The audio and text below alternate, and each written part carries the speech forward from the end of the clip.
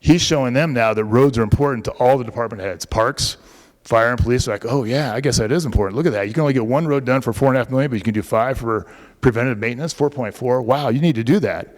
And that's what happened. I think it was a wake-up call for other department heads thinking that their projects were more important, where ours was just as important because everybody uses the city roads. That is it. I did want to mention our average PQI in the city is about 70, 75, which is really good. Part of that, I say that to people conservatively, going, but wait a minute. The west end of town I showed you guys is all new streets, so everything's averaged out. So all those new streets haven't started going down on the pavement curve yet. They're still up in the 80s, and that's holding up our PQI. So we're starting to fall off the curve a little bit, even though we have a good PQI right now. So it's doing pretty good. Last thing I was going to mention is communicate and educate. Everybody's been talking about that. John was talking about you guys are going to be losing funding. Every chance I get at every meeting, I'm always talking about, if there's an extra $1 million, I put my hand up. I'll take it. I can spend it. I can spend it now. Whatever it is. If it's federal money, gas tax money, whatever. People get tired of hearing me. Yeah, we know, Jerry. Yeah, we know. It's like, but you know what? The message is getting out there, and it's working.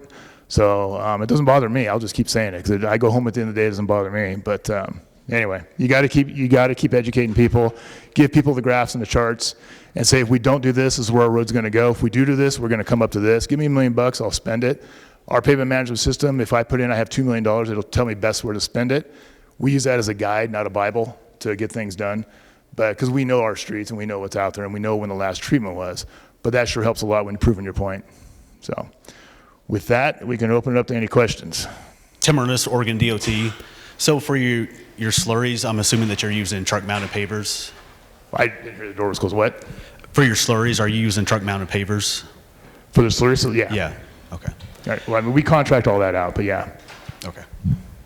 And then are you using RAP in your preventative maintenance treatments? And if so, which ones? Your slurry, your chip seals? Not yet. Not yet. Okay. We have a mountain of RAP because we do all our own grinding. And we were right across the street from the asphalt plant. We're very fortunate. So Vulcan's right across the street, and they come by looking at our mountain all the time, and they want some of that RAP. So in the process, and Chacho's going to be around for the next few years, and we're hoping and we're saving the RAP, that we're going to crush it and we're going to start putting it back into our slurries and our cape seals. That's the plan. Right now, we're not. So I'm charging them anywhere for 10 to 12. So when I get too much, I have to get rid of it. We'll truck it over there, and they're paying me 10 to 12 bucks a ton right now for it, which is kind of high, but if they want it, they want it. And last time we sold them $150,000 worth of RAP. So we just put that back into our maintenance budget. A couple of questions. This is Gary Hicks from the California Pavement Preservation Center.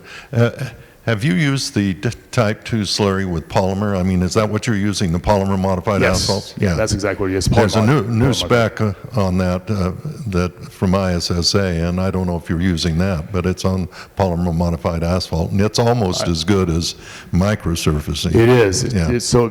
But does it have the time? It takes a little time or longer to set up, or we don't have the break in 45 minutes? Yeah. And then the other thing on the cape seals, we use a lot of multi-layer cape seals. I don't know if you've ever used them, but some of the cities and counties have put a Type 3 micro down before they put the asphalt rubber, and they've put them down on PCIs as low as 30 to 50, and they've lasted quite a while on residential streets. So right.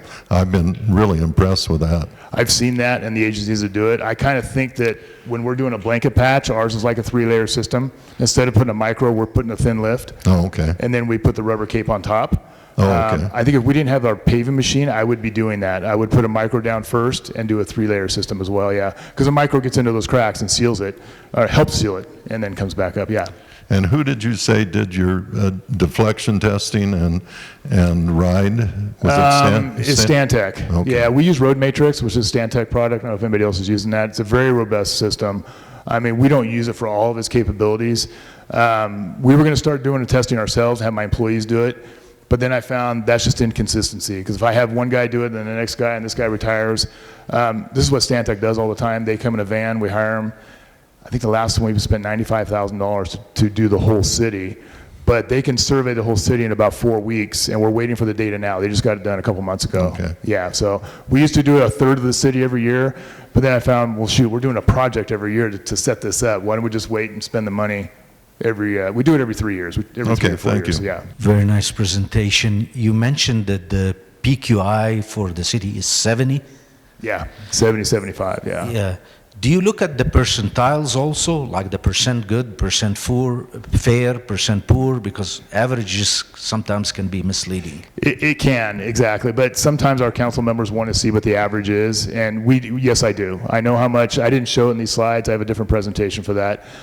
Yes, but I do know how much are in the poor category, how much are in the reconstruct category, and then what the rest is in the good. But that's just kind of an overall average to let people know, because that's basically what people want to see sometimes, or what they want to hear. Did I catch that point that you used the PQI over the PCI because Correct. it gives you a lower number? Correct. It gives us a harder rating. We have smoother roads, and it kind of works out better. Yeah. All right. Thank you. The preceding was produced by the National Center for Pavement Preservation. More information can be found on the web at pavementpreservation.org. Additional support provided by Michigan State University.